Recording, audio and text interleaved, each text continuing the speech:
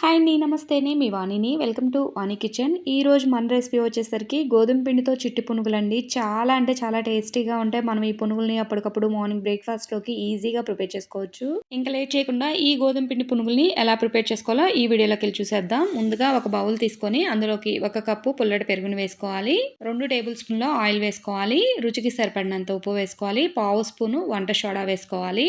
ఈ పెరుగు, ఉప్పు, ఆయిలు అంతా కలిసే విధంగా ఒక 5-10 మినిట్స్ బాగా మిక్స్ చేసుకోవాలి. ఇలా బాగా కలిపిన తర్వాత ఈ బౌల్ మీద ప్లేట్‌ని పెట్టుకొని ఒక 10 మినిట్స్ అలా పక్కన పెట్టేసుకోండి. 10 మినిట్స్ తర్వాత ఇందులోకి 2 కప్పుల గోధుమ పిండిని వేసుకోవాలి. ఇంట్లో పెరుగు ఎక్కువగా ఉంటే 2 కప్పుల పెరుగుకి 2 కప్పులు గోధుమ పిండి వేసుకోవచ్చండి. నేనైతే 1 కప్పు పెరుగుకి 2 కప్పులు గోధుమ పిండిని వేసుకుంటున్నాను. నెక్స్ట్ ఇందులోకి సన్నగా కట్ చేసుకున్న పచ్చిమిర్చి, కరివేపాకును వేసుకోవాలి. 1 స్పూన్ దాకా జీలకర్ర వేసుకోవాలి. ఈ గోధుమ పిండి, కరివేపాకు, పచ్చిమిర్చి అంతా పెరుగులో కలిసే విధంగా చేత్తోనే బాగా కలుపుకోవాలి.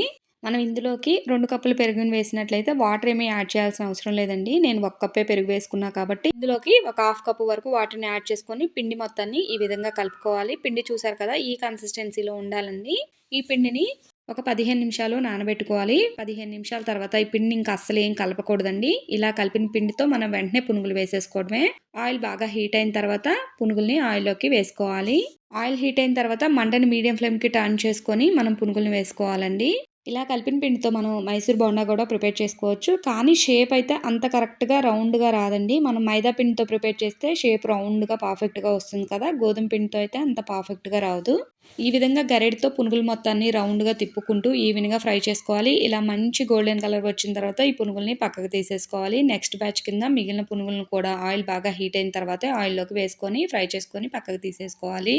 అంతే అండి. గోధుమ పిండితో చాలా అంటే చాలా క్రిస్పీగా, టేస్టీగా చాలా బావుంటాయి. తప్పకుండా ట్రై చేయండి. మీకు ఈ రెసిపీ నచ్చిందో లేదో కామెంట్ చేయడం మాత్రం అస్సలు మర్చిపోకండి. ఈ వీడియో నచ్చితే ప్లీజ్ లైక్ చేయండి. మరిన్ని మంచి వీడియోల కోసం నా ఛానల్‌ని సబ్స్క్రైబ్ చేసుకోండి. Thank you for watching.